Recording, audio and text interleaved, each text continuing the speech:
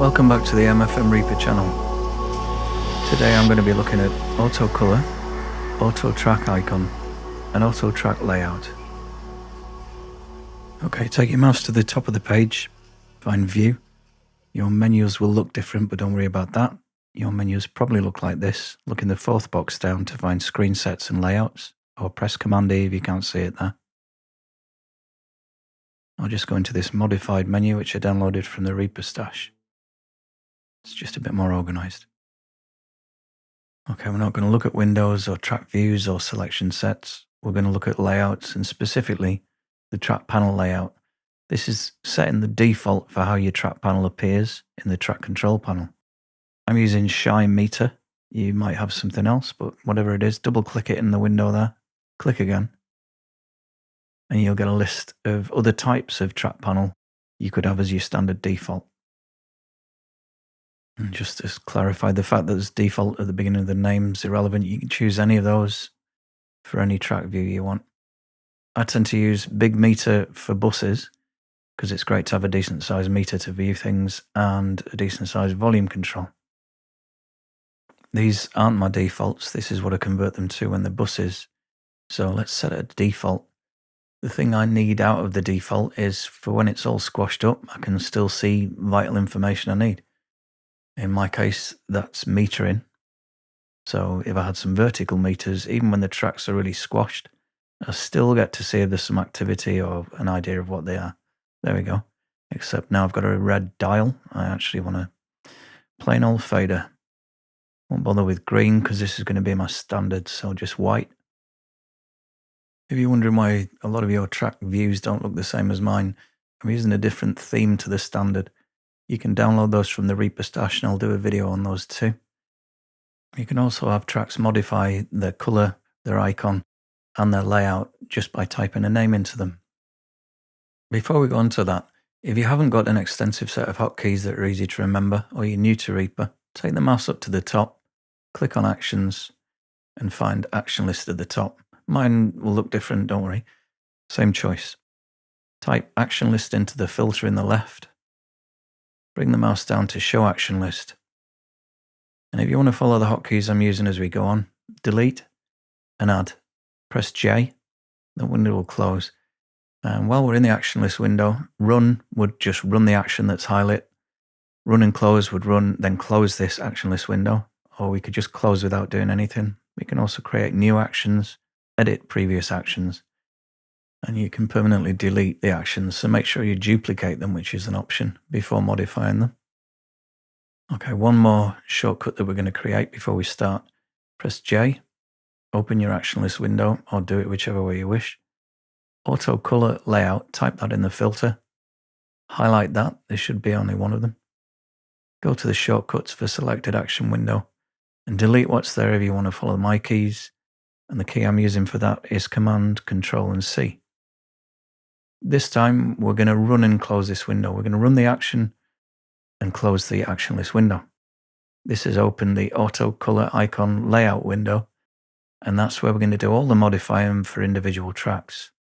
Beginning with the bottom left corner, click Add Rule, go up to Track. These are the types of rule we can have. We're going to use Track, so make sure you leave it on that. Up and down and priority are important, I'll show you why. In the name filter, type Base. Come on, someone has to. Take the mouse over to color, right click, left click on set color. I just so happen to be able to remember all the shades from black to white as numerical values, but if you're the kind of person that needs to actually see a color to know what name it is, there's some pencils and some simpler choices there. It does actually make sense to use the simplest choice because you can group by color. Over to icon, right click in there, load icon. You should have a stack of them as choice. Okay, that's my base 77. Don't need this window anymore, so Command W or top left hand corner and close it. Double click in the track control panel or Command T creates a track. And name it whatever you put in the filter, hopefully the same as me, base, so your icon's right. And this is going to work if you do this the other way around. So if you drag some audio in that's got bass in the name, it will also color it properly and give you the icon. a bit of Keith Lowe bass at the end there. Now I've got a correctly coloured Keith. This track's lighter because it's selected. It's actually the same colour. Now let's delete these, because if we use bass in any name, that's what will happen to it. It'll be brown and it'll have an icon of a bass. So let's make this a little bit more specific. Create 4 tracks, call them bass, bass amp, bass DI, and bass bus. It's a good habit to do this way around. So create the tracks first, put the names in, and if the names are really complex, you can just copy and paste them into your auto color icon window, which we're going to open now with Control, Command, and C. Now we're going to copy bass amp, go over there, make a rule to give it somewhere to go, paste it into the filter, the name filter, right click, actually no, we'll have the same color, double click in there, copy the color, double click and paste. Now we're going to load the icon, find yourself a bass amp icon. All right, that's not changed. Why is that? Let me force, no, nothing. It's because of the priority I was talking about earlier. Move it up above bass and it's fine. So if you've got a single word and then you use that word and add other words to it, like bass, bass amp, just make sure that the single word is the lowest in priority in this list. The list has nothing to do with the order of your tracks in the actual arrange window on your left. So it can get a bit confusing. Keep an eye on what's going on in this window. Right, so I just copy and pasted the color there, and I'm looking for the DI icon. Reapers are fortunately named. Hasn't shown up because, let's move that up in priority. Okay, so the single word bass at the bottom, multiples thereof above, correct. Let's finish up. Bass bus, copy, add rule, paste it into the filter name. I like the buses to look darker than the actual tracks, so I'm going to set a unique color for that. And once that's done, all I've got to do is set the icon for that channel. So right click, load icon, find something for a bass bus. And that's not going to change or show up till we adjust the priority. Move it up in priority above bass. There we go, the color and the icon have changed. So to override the default layout, make sure the window is open, Command Control C, highlight the bass bus track, that's the one we're going to change, right click, you get this menu, go to layout, track panel, and remember which one of these you choose. You need to remember because there's no way of copy and pasting this. So the track layout itself, you type it into the TCP layout window there. There's nothing else that pops up. Just double click it and type in the layout name that you chose.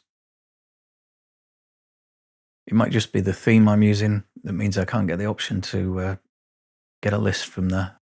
Or if you know the answer, let me know. Okay, so if we type bass bus into this track, we should get a color, icon, and layout change we have. In this theme, I like this layout. As you shrink the track, it becomes a horizontal fader and quite decent to see as well. If you got lost anywhere with that, I'm going to just demonstrate this again on the actual tracks and not the bus. So I'm going to highlight all 3 of these tracks. Right click to get the menu, layout, track panel. Yours might look different, whatever. I'm going to choose long name. That'll do me. So I'll go up to the TCP layout, type that into there, then copy it and paste it to the other tracks that I want to look like that when they come in. And now we've got a really good visual difference between tracks and buses. When these shrink down, I still get all the information from the bus, the level, and I've got the track names and icons still pretty clear. And if I was to label a track, it's going to correctly come up the color and the icon. If I make a bus, we should have a different, there we go, different layout. I'll demonstrate this one more time for the electric guitar, and I use ELGT for this abbreviation. I do this because of the amount of characters available on some MIDI devices, and I also use it as a type of recognition in big mixes, so I can quickly get just those from one button. So let's do this.